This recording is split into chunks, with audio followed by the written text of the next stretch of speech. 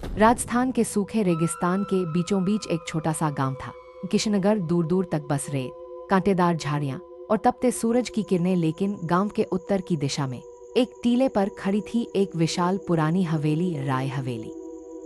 कभी यह जगह शानो शौकत की मिसाल थी, अब वहां बस सन्नाटा था और लोगों की जुबान पर डर की एक ही कहानी हवेली में चुड़ैल रहती है। कहा जाता था कि रात ढलने के बाद हवेली की खिड़कियों से लाल रोशनी झिलमिलाती है, जैसे किसी ने दिए नहीं आग जला रखी हो। कभी कभी किसी औरत की पायल की आवाज सुनाई देती और दूर से किसी के हंसने की गूंज, धीमी मगर गहरी, जैसे जमीन के नीचे से आ रही हो।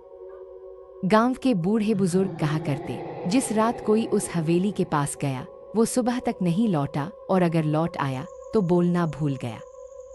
पीढ़ियों से हवेली को लोग कमला हवेली कहते आए हैं, क्योंकि कभी इस हवेली की रानी कमला देवी थी। ठाकुर रणवीर सिंह की पत्नी। उनकी सुंदरता और आवाज का चर्चित किस्सा हर घर में सुनाया जाता था, लेकिन एक रात में सब बदल गया। ठाकुर की हवेली में आग लगी, कई नौकर जलकर मर गए और ठाकुर खुद लापता हो गए। कहा गया कि ठाकुराइन ने हवेली को श्राप दिया था। उस दिन के बाद से हवेली में कभी कोई नहीं बस पाया। गांव से कुछ मील दूर धनीराम नाम का एक किसान रहता था, गरीब मगर मेहनती। एक साल बरसात कम हुई, फसल सूख गई। गांव के महाजन ने कर्ज वापस मांगा।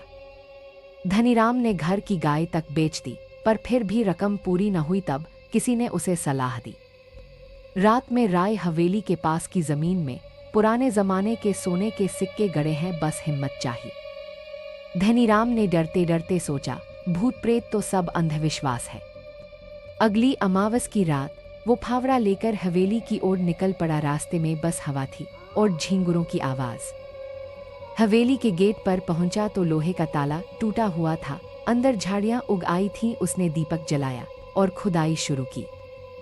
पहला गड्ढा खोदते ही उसे कुछ ठोस चीज टकराई। मिट्टी हटाई तो एक पुरानी चूड़ियों की जोड़ी मिली, लाल और सुनहरी। धीरे से किसी ने पीछे कहा, मेरी चूड़ियां वापस रख दो। वो आवाज औरत की थी, धीमी मगर इतनी पास कि उसके कान में फुसफुसाहट जैसी लगी। धनीराम ने पलटकर देखा, कोई नहीं। हवा रुक गई, दीपक की लौ लंबी हो गई। उसने हिम्मत करके कहा, कौन है वहां? अचानक हवेली की टूटी खिड़की से लाल दुपट्टा उड़ता हुआ आया और उसके पैरों पर गिरा। दुपट्टे से गंध आ रही थी, जैसे किसी ने 1000 साल पुराना इत्र छिड़का हो और फिर उस पर खून गिरा दिया हो।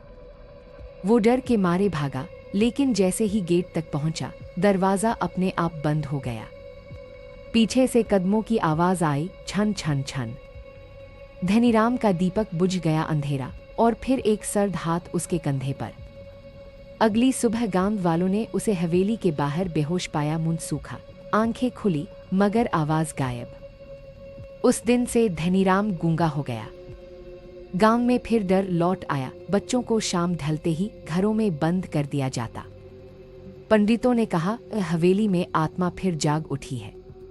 कुछ लोगों ने बताया कि उन्होंने रात में हवेली की छत पर लाल साड़ी पहने एक औरत को खड़े देखा है। वो हवा में झूलती, पर पैर जमीन को छूते नहीं। उसके बाद एक नया आदमी गांव में आया, राघव पंडित, जो आत्माओं के बारे में जानता था। उसने कहा, हर आत्मा का कारण होता है। अगर किसी ने कमला देवी को धोखा दिया तो हमें उसकी कहानी जाननी होगी। बूढ़ी औरतों ने बताया, ठाकुर रणवीर सिंह बहुत निर्दयी था। उसे शक था कि उसकी पत्नी किसी और से प्रेम करती है, शायद हवेली के नौकर से या किसी साधु से जो रोज पूजा करने आता था। एक रात ठाकुर ने अपनी पत्नी को उसी साधु के साथ बात करते देख लिया। गुस्से में उसने दोनों को हवेली के तहखाने में बंद कर दिया और दीवार चुनवा दी। 3 दिन तक हवेली से किसी की चीखें आती रहीं, फिर सब शांत हो गया। लेकिन चौथे दिन तहखाने से धुआं उठा, बिना आग के। और उसके बाद ठाकुर का दिमाग फिर गया, वो खुद गायब हो गया। राघव ने तय किया कि वो उस तहखाने का ताला तोड़ेगा। अमावस की रात जब पूरा गांव सो रहा था, वह एक दीपक, एक घंटी और कुछ गंगाजल लेकर हवेली पहुंचा। गेट अपने आप खुला। अंदर घुसते ही हवा ठंडी हो गई। दीवारों पर पुराने चित्र थे, ठाकुर और ठाकुराइन के। कमला देवी की तस्वीर में लाल आंखें थीं, जैसे किसी ने रात में उसे खींचा हो। तहखाने का दरवाजा ढूंढने में उसे ज्यादा वक्त नहीं लगा। फर्श पर एक बड़ा पत्थर था, जिस पर हल्के खून के निशान सूख चुके थे। उसने मंत्र पढ़ते हुए पत्थर हटाया। नीचे अंधेरी सीढ़ियां थीं। हर कदम के साथ सीलन और गंध बढ़ती गई। नीचे पहुंचा तो दीवारों पर लाल निशान दिखे, जैसे किसी ने नाखूनों से कुछ लिखने की कोशिश की हो। और बीच में एक पुराना आईना पड़ा था, टूटा हुआ। आईने में धुंधली परछाई उभरी। सफेद साड़ी में एक औरत, बाल खुले और आंखें जैसे जलती हुई कोयले की हों। वो बोली, मुझे धोखा मिला, मुझे मुक्ति चाहिए। राघव ने कांपते हुए कहा, तुम कमला देवी हो। उसने सिर झुकाया, फिर बोली, मुझे ठाकुर ने जिंदा गाड़ दिया। उसका खून मैं पी चुकी हूं, लेकिन जिसने मेरा वचन तोड़ा वो अब तक जिंदा है। राघव ने पूछा, कौन? वो मुस्कुराई, तुम्हारे जैसे लोग जो वचन देते हैं कि आत्मा को मुक्त करेंगे, पर डरकर भाग जाते हैं। आईना जोर से कांपा और टूट गया। दीवारें हिलने लगीं। तहखाने का दरवाजा अपने आप बंद हो गया। ऊपर हवेली की खिड़कियां एक साथ चरमराइन। हवा में एक चीख गूंजी, ऐसी कि गांव तक सुनाई दी। सुबह जब लोग पहुंचे, तहखाने में कोई नहीं था, बस राघव की घंटी और दीपक पड़ा था, और दीवार पर खून से लिखा था, वचन अधूरा नहीं रहेगा। कहानी यही खत्म नहीं हुई। सालों बाद जब अंग्रेज अफसर इलाके में सर्वे करने आए, तो एक अफसर ने हवेली में डेरा डाला। गांव वालों ने मना किया, मगर उसने कहा, भूत प्रेत जैसी कोई चीज नहीं होती। पहली रात कुछ नहीं हुआ। दूसरी रात उसने अपनी डायरी में लिखा, किसी ने मेरे कमरे में लाल फूल रखे, मैं अकेला हूं, दरवाजा बंद था। तीसरी रात उसके तंबू से गोली चलने की आवाज आई। सुबह वो मृत मिला। चेहरे पर ऐसा डर था जैसे उसने मौत नहीं, खुद नरक देख लिया हो। उसकी डायरी के आखिरी पन्ने पर लिखा था, वो हंसती है मेरी गर्दन के पास। आज भी जब हवेली की दीवारों पर चांद की रोशनी पड़ती है, तो लगता है जैसे किसी ने पर्दे हिलाए हों। पास जाने पर धूप की गंध में कोई मीठी खुशबू मिलती है, वही इत्र जो कमला देवी लगाती थीं। कभी कभी खिड़कियों से सफ़ेद साड़ी झलकती है और पायल की आवाज़ सुनाई देती है। गांव के लोग अब भी हवेली की तरफ नहीं देखते। बच्चे अगर गलती से उसका नाम ले लें, तो माँ ने कान पकड़कर कहती हैं, मत बोल बेटा, वो सुन लेगी। कहते हैं अगर कोई हवेली के गेट पर जाकर 3 बार कमला बोले, तो चौथी बार उसकी अपनी आवाज़ नहीं लौटती।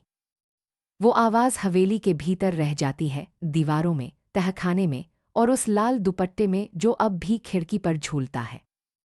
और जब हवा चलती है, तो वो दुपट्टा ऐसे लहराता है जैसे कोई अदृश्य औरत बालों को पीछे करके मुस्कुरा रही हो।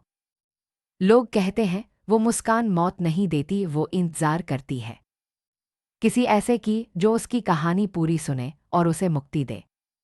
लेकिन शायद अब उसे मुक्ति नहीं चाहिए, क्योंकि हवेली अब सिर्फ ईंट पत्थर नहीं, वो खुद कमला देवी है, जिंदा मगर इंसान नहीं। जो भी उसके पास जाता है, उसकी परछाई हवेली की दीवार पर रह जाती है। और फिर जब कोई नया मुसाफिर आता है, वो परछाई उसके कान में कहती है, मुझे मुक्त कर दो। लेकिन जैसे ही वो शब्द बोले जाते हैं, हवेली की दीवारें मुस्कुराती हैं और एक नई परछाई जुड़ जाती है। हवेली अब भी खड़ी है उसी टीले पर, दिन में खामोश, रात में जिंदा, क्योंकि हर हवेली में दीवारों से ज्यादा कहानियां दफन होती हैं, और कुछ कहानियां कभी खत्म नहीं होती।